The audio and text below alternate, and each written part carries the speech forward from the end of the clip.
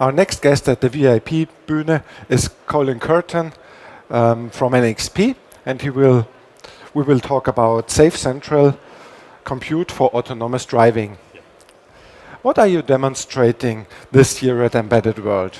Well, firstly, thank you for hosting me here today and giving me the chance to talk to you.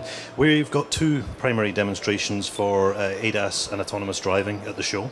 The first is to do with our announcement we made this morning of a partnership with Greenhills, who do safety certified real-time operating systems. So this is a demonstration where we've integrated the Greenhills RTOS with our Blue Box reference platform. This provides a platform that can be used by customers to develop their ADAS and autonomous drive systems. In addition, we also have another demo where we're highlighting the Calray neural network accelerator working with our Blue Box platform. So here we do fully autonomous modeling and path planning in a simulation environment. Can you explain us a little bit about the aspect of think in autonomous driving of your platform, the Blue Box? Absolutely. So we have a slightly different approach to some solutions in the autonomous space.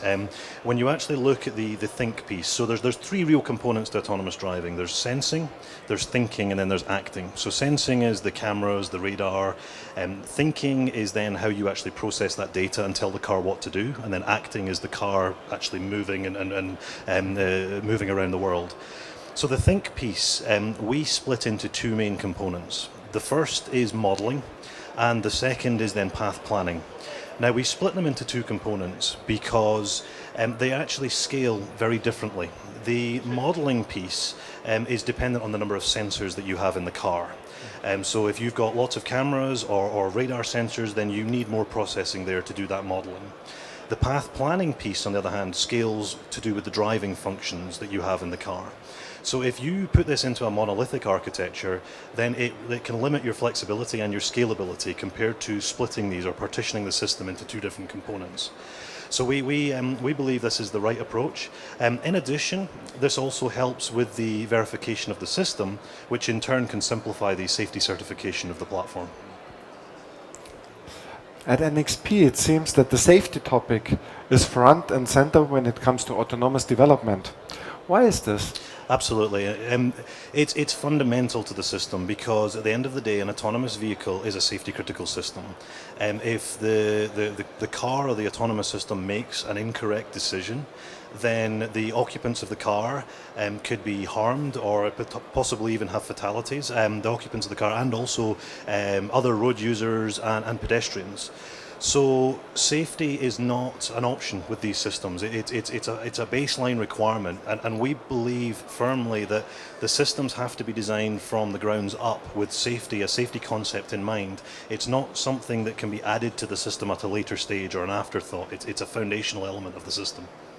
And how is this related to the security aspect? So autonomous driving? Absolutely, they're very directly related. The security component, not many people tie them together in many ways, but you can't have a safe system without a secure system. Mm-hmm. So they come hand in hand. So any system that you're declaring safe, by definition, has to be secure. Likewise, along those lines, we have different solutions to provide security, ranging from security at the access point into the car, so the point where traffic might come in from an external source, and at each node within the network we have the ability to add security in and ensure that the right operating systems, the right application software are being run, and the system integrity has been maintained. This year we've noticed a definitive shift from talking about level 4 and 5 to talking about 2 or 2 plus. Yep. What do you attribute this shift to? Yeah, there's definitely been a shift, and we think it's primarily to do with the fact that the level 2 plus systems will be the volume drivers for the OEMs over the next few years. So that's obviously an area they're going to focus on. It's an area where there's a lot more activity in the market in general.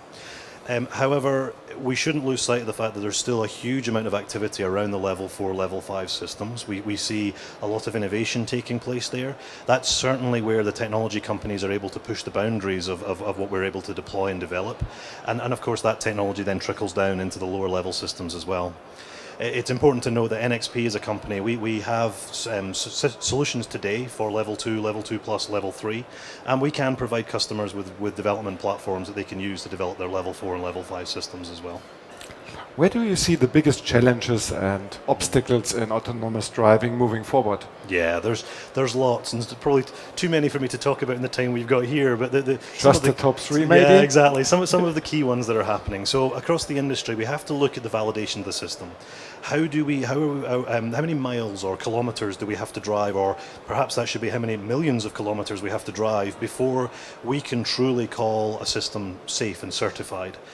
We've then got to think about who's doing the ratings of these autonomous systems. Who's going to do the certification and tell you that you're now approved, you can put your car on the road. We've also got things like, as we bring neural networks into the car, how do we do learning in the car? Are we truly going to deploy unsupervised learning in the vehicle on the road to allow the car to continue to adapt and learn? Or do we need to think differently about how we deploy those kind of systems? So, thank you, Colin, for stopping by at our VIP stage. No, happy to. Thank you for your time.